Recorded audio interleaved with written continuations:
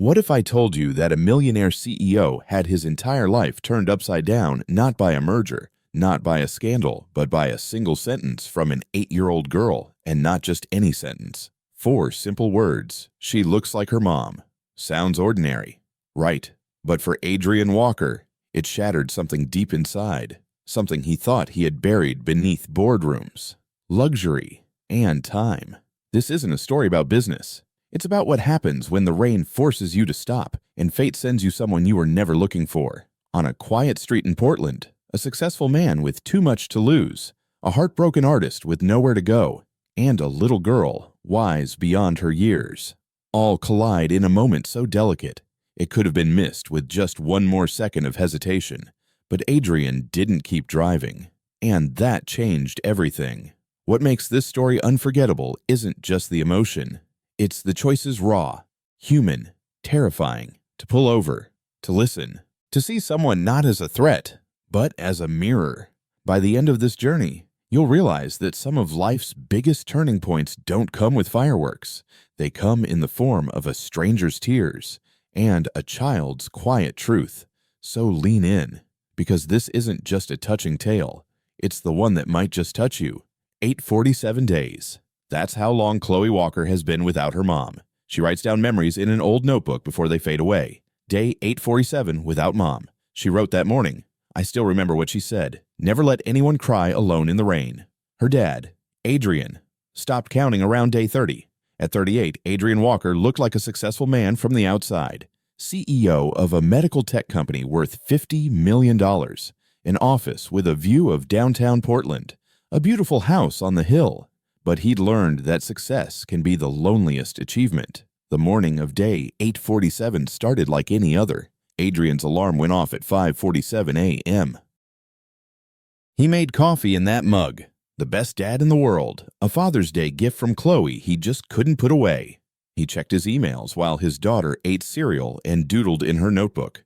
What are you writing today? Sweetheart, he asked. Just memories, Chloe replied, writing about the time her mom taught her how to fold paper boats. Adrien felt suffocated, even at just 8 years old. Chloe understood that memories needed to be preserved and protected. She was wise enough to break his heart.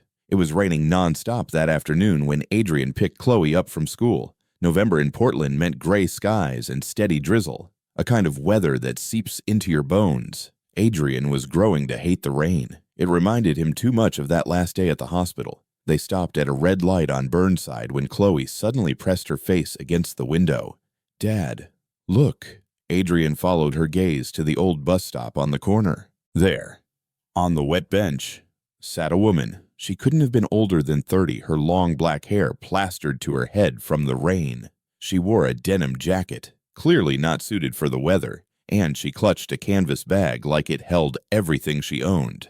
But what caught Adrien's attention was her posture. She sat hunched forward, arms wrapped tightly around herself, and even from a distance, he could see she was crying. Why is she sitting out in the rain? Chloe asked. Maybe she's waiting for the bus, Adrien replied, although no buses stop there anymore. Dad, Chloe's voice was barely a whisper. She's not waiting. The bus. She's crying. Adrien looked again. The woman's shoulders were shaking, not from the cold. Sometimes people cry out, honey, it's not Dad. Chloe interrupted. She looked just like Mom. Those words hit Adrien like a punch to the gut. Not because the woman looked like Sarah. She didn't. But something about the way she sat reminded Adrien of a day he'd tried hard to forget. 3 days before Sarah died, Adrien found her sitting just like that on a bench outside the hospital's cancer center. She was crying the same way, quietly, hopelessly, like someone who had lost all hope. She doesn't look like your mom. Chloe, Adrien said softly. Not her face, Chloe replied. But do you remember that day at the hospital when Mom went out to sit on the bench and cry? She looked like that, like she was carrying something way too heavy all by herself. Adrien held his breath. He remembered. Mom said something to me that day. Chloe continued. She said, sometimes grown-ups cry because they feel lonely, even when people love them. And sometimes the kindest thing you can do is to make sure no one has to cry alone in the rain. The light turned green. Cars behind them started honking. Adrien knew he should drive, take his daughter home to their warm, safe house, and forget about the stranger. Instead, he found himself pulling over to the curb.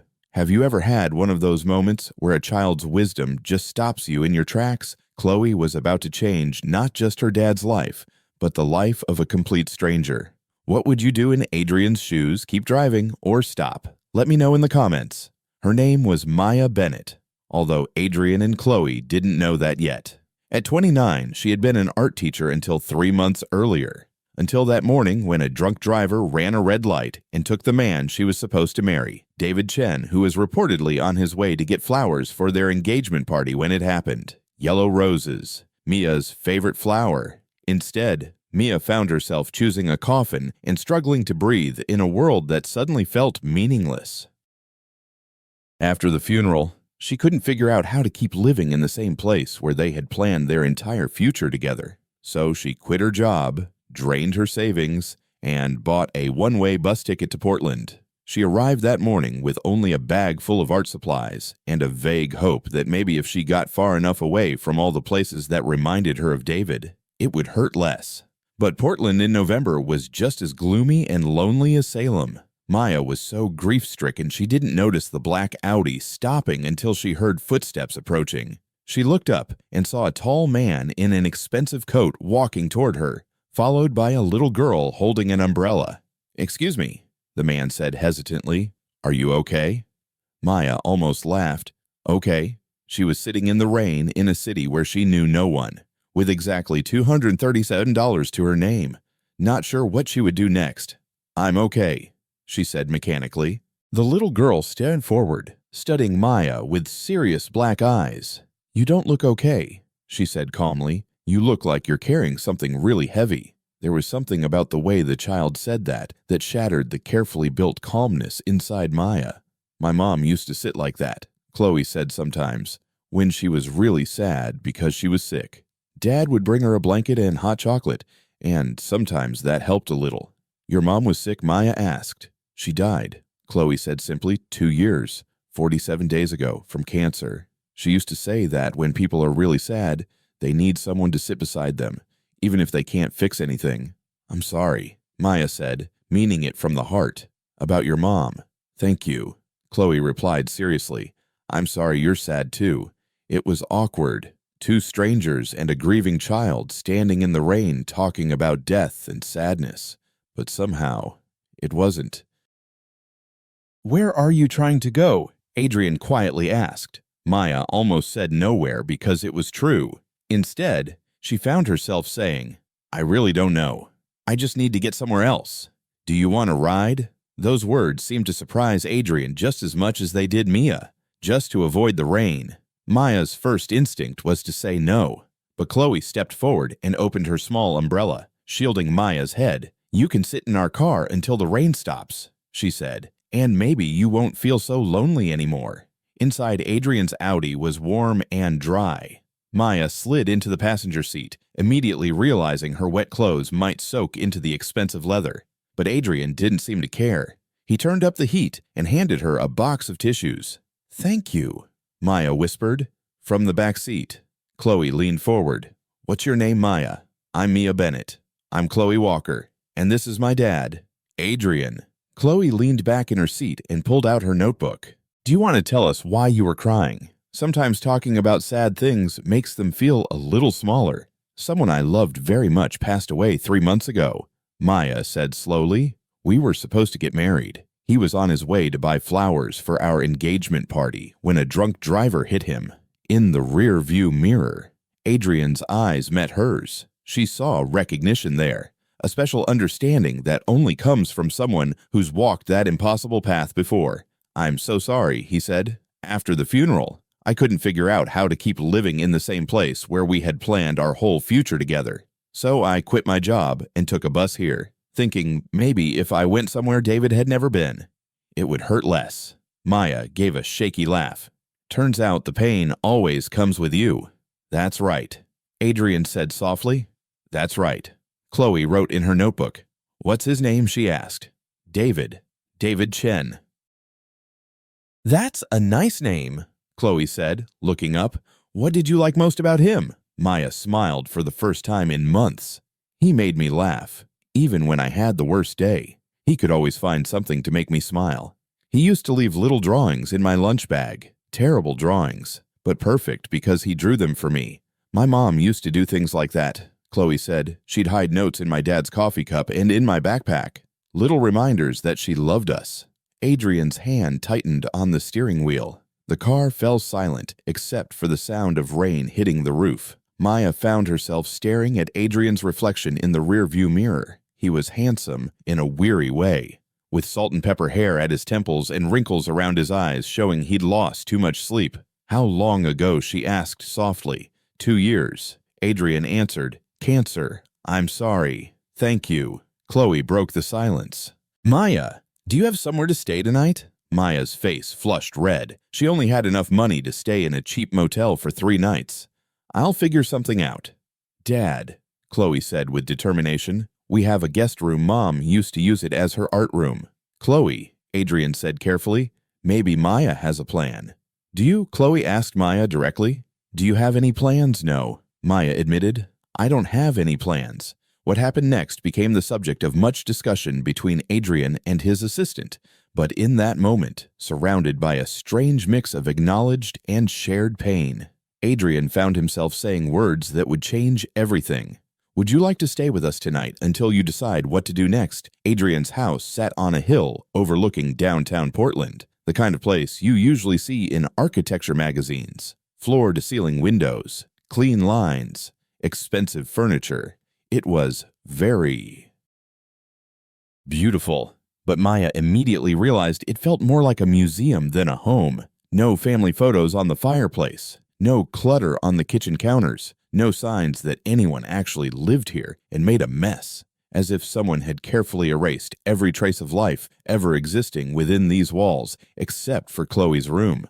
This is where I live, Chloe declared, opening the door to reveal a vibrantly chaotic living space. Drawings covered every wall, stuffed animals piled high on the bed, books stacked in piles on the desk. In the corner stood an easel holding an unfinished painting of a tree with roots and branches forming a heart. Did you paint that? Maya asked. My mom started it, Chloe replied. I'm trying to finish it the way she would have. Clearly, the living room had once been someone else's refuge. There was still an easel in the corner, canvases stacked against the wall, tubes of paint lined up on a small table. The bed was made with hotel-like precision, but everything else showed signs of interrupted creativity. This is Mom's art room, Chloe explained.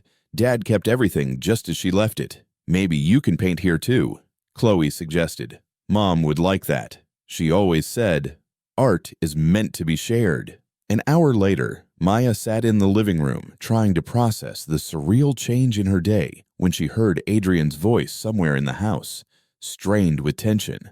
No, Sasha, I'm not changing my mind. Maya couldn't help but eavesdrop. You don't understand. Adrien continued. You didn't see her sitting out there in the rain. You didn't see Chloe's face when she said we should help. There was a pause. I don't care how it looks, Adrien said, his voice rising. I'm tired of making decisions based on what other people might think. I'm fed up with living like we're under a microscope. Silence again. This time, longer. 847 days. Sasha. Chloe had counted. 847 days since her mom passed. And today is the first time I've seen her really care about someone else's pain. If you think I'm going to back down because it might be inconvenient for the company's image, then you don't know me at all. Maya heard footsteps. Adrien's voice was getting closer. She'll be staying tonight. Maybe longer. And if that makes you uncomfortable, you can hand in your resignation tomorrow morning. The call ended abruptly, followed by the sound of something hitting the wall. Maya sat on the edge of the bed, feeling like an intruder. She had heard enough to know her presence was causing trouble. Adrien was being criticized by someone important for letting a stranger into his home. There was a gentle knock on the door. Maya. Chloe's voice sounded hesitant. You okay? I heard Dad talking on the phone. Maya opened the door and saw Chloe standing in the hallway, clutching a notebook to her chest. I'm okay, sweetie, but I think Dad might be stressed because I'm here. Chloe had seriously considered this. Dad gets stressed when people try to tell him what to do, especially about me. She paused. Sasha thinks Dad should make decisions with his head, not his heart. But Mom always said the best decisions come from both. Sasha, Dad's assistant. She's kind, but she worries a lot about what people think. Chloe looked down at her notebook. Can I tell you something? Of course. Today was the first time I saw Dad really angry about something in a long time. But it wasn't the bad kind of anger. It was the kind that happens when someone tries to stop you from doing the right thing. Chloe opened her notebook and showed Maya the page she was working on. At the top, the date 8/47. No Mom. Below was a drawing of 3 people standing under an umbrella in the rain. And under the drawing, it said, "Today, we saved someone." I think Mom would be really proud. "Chloe," her mom said softly, "I don't want to cause trouble for you and your dad." "You're not causing trouble." "Chloe," she answered with the certainty of an 8-year-old, "you're just reminding Dad that he still has a heart." Maya woke up the next morning to the sound of Chloe's laughter echoing through the house. She saw Chloe and Adrien standing at the kitchen counter making pancakes. Or rather, Chloe was making pancakes while Adrien tried to help and had almost succeeded in spreading flour everywhere. "Maya," Chloe called, "we're making breakfast. Dad's not great at cooking, but he's trying. I can hear you." "You know," Adrien said, but he was smiling. Really smiling for the first time since Mia met him. There was flour in his black hair and batter on his shirt, and he looked more human than he had the day before. "I think we should learn," he said to Mia. "Sarah always cooks after she—" "Yeah, we've been living off takeout and sandwiches for 2 years." Mia watched the easy small talk between father and daughter, catching a glimpse of who they might have been before the pain took over and filled their home. "Can I help with anything?" Maya asked. "Sure," Chloe said right away. "You can teach Dad how to flip pancakes without dropping them on the floor." The next hour passed with laughter and little kitchen disasters. Maya found herself slipping into an easy rhythm with this little family, teaching Adrien the basics of pancake making, while Chloe kept up a steady stream of commentary, simple and ordinary, but completely magical. After breakfast, while Adrien retreated to his study, Chloe led Maya back to the living room. "I have an idea," she declared. "What if you help me finish Mom's painting? I think I need someone who understands art like she did." Maya looked at the unfinished painting, seeing not only Sarah's technique in the brushstrokes, but also the love that guided every color choice. "Are you sure?" Maya asked. "This is a very special, very private painting. That's why it has to be perfect," Chloe answered seriously. "I've been trying for months but can't make it look the way Mom wanted. But you have the hands of an artist, just like she did."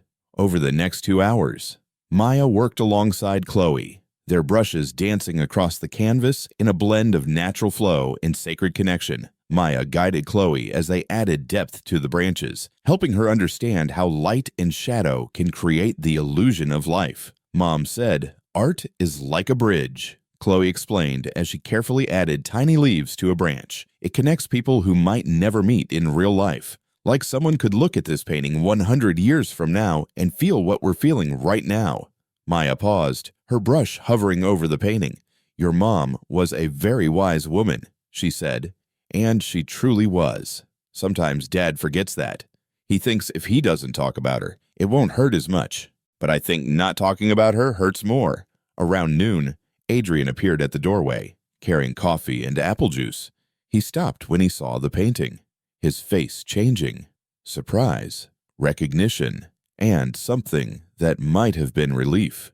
"It's beautiful," he said softly. "Maya helped me understand the light," Chloe explained. "Look at the branches. They look like they're reaching toward the sun now. Mom always painted things reaching for the light." Adrien stepped closer to the painting. Maya watched his face carefully, searching for signs she had crossed a line. Instead, she saw tears welling up in his eyes.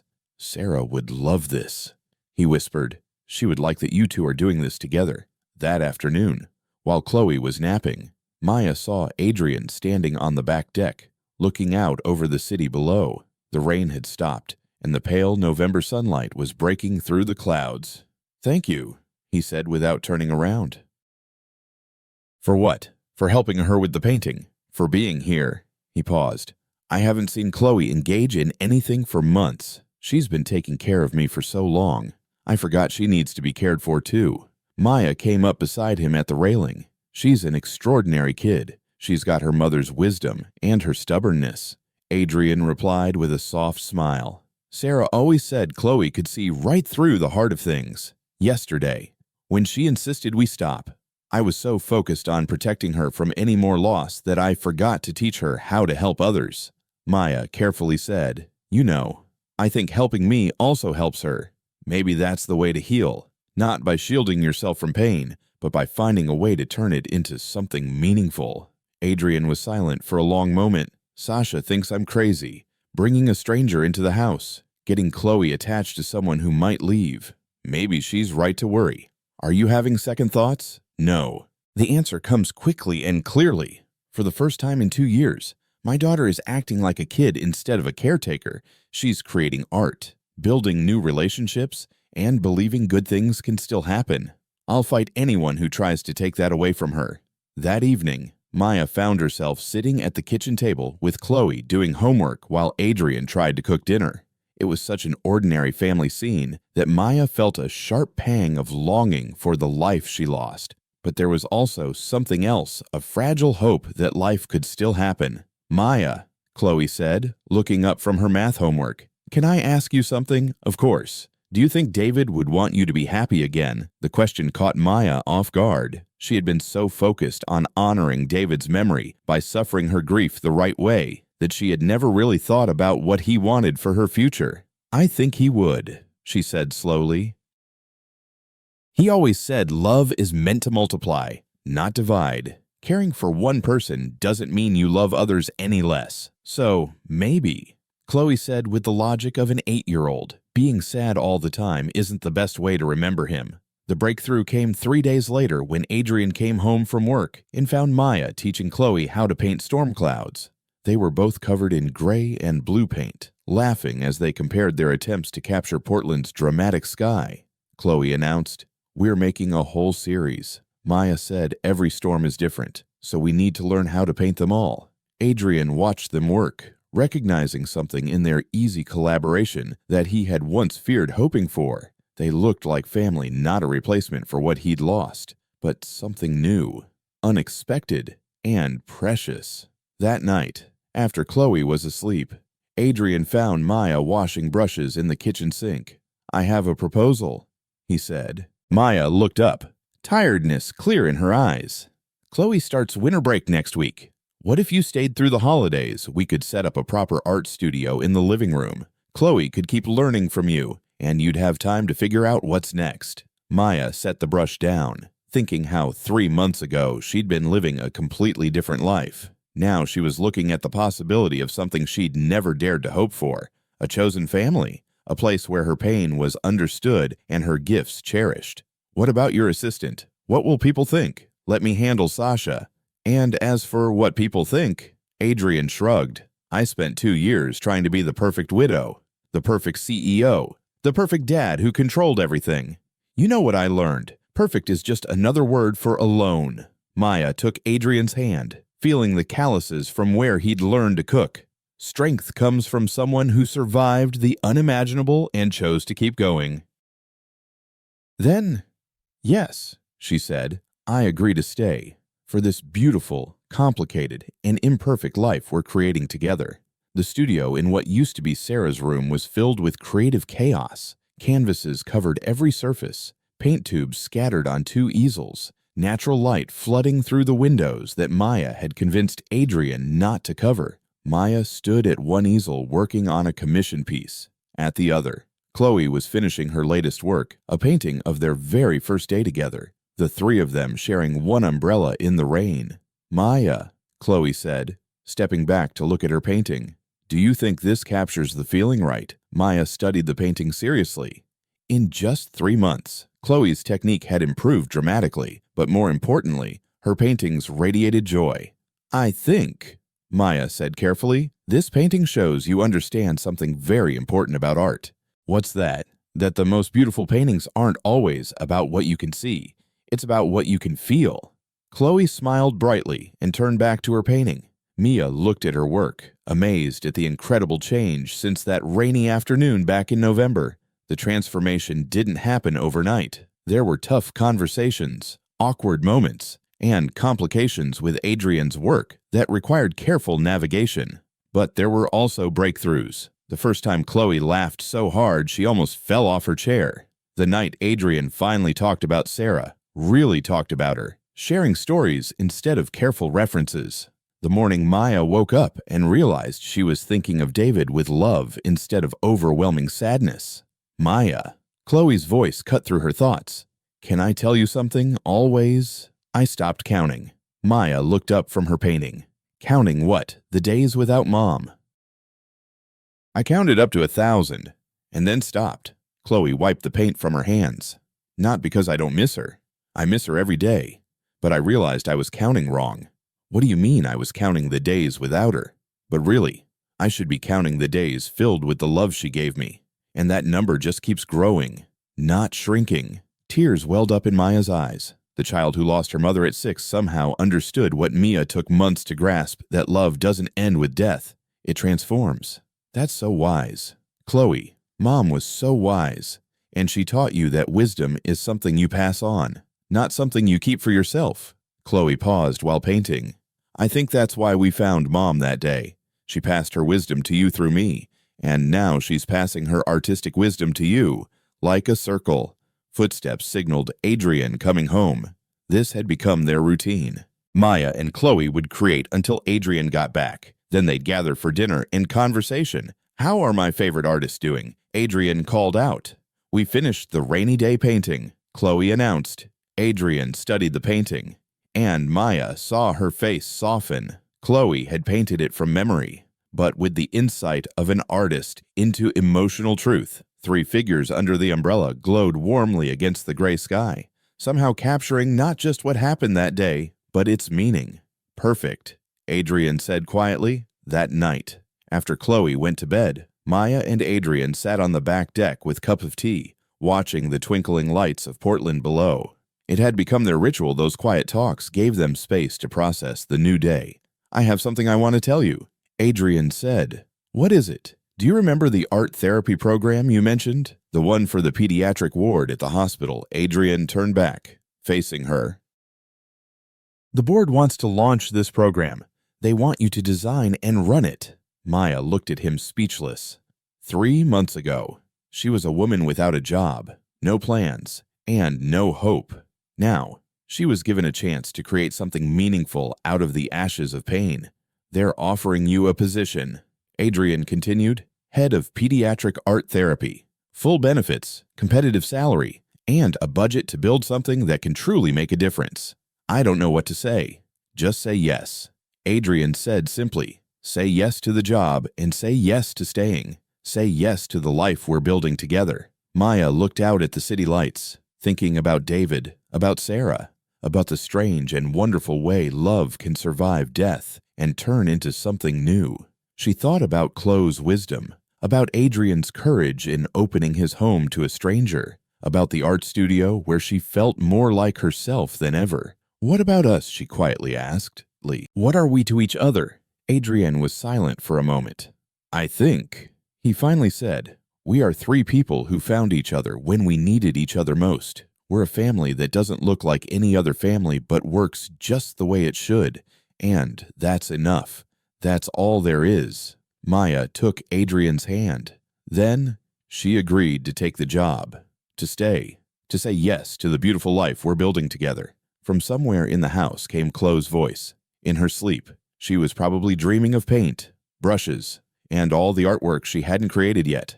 Maya smiled, thinking about the notebook Chloe used to fill with days without her mother, now replaced by paintings, poems, and plans for the future. Tomorrow would be a new day full of possibilities and purpose, and love would multiply instead of divide.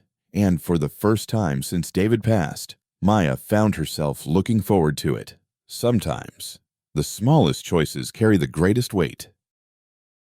Through this story, we're reminded of how one person's quiet courage, standing up, speaking out, or simply doing what feels right can ripple out and touch lives in ways they never imagined. The main character didn't act for glory or recognition. They acted from a place of truth, of decency, and in doing so, they opened a door to healing, not just for themselves, but for others too. We hope you felt that spark, that quiet reminder that kindness and bravery don't always wear capes. Sometimes they wear tired eyes and trembling hands, and still they choose to show up. If you felt moved by their journey, we invite you to leave a word of support in the comments. Let them know they're not alone, that what they did matters. And to the hero of this story, keep going. You may not see it yet, but what you've done is already changing the world, one soul at a time. Don't stop. If stories like this resonate with you, stay close. Subscribe to Touching Tales Hub for more heartwarming, true-to-life journeys that remind us of the best in humanity, because sometimes all we need is one story to believe again.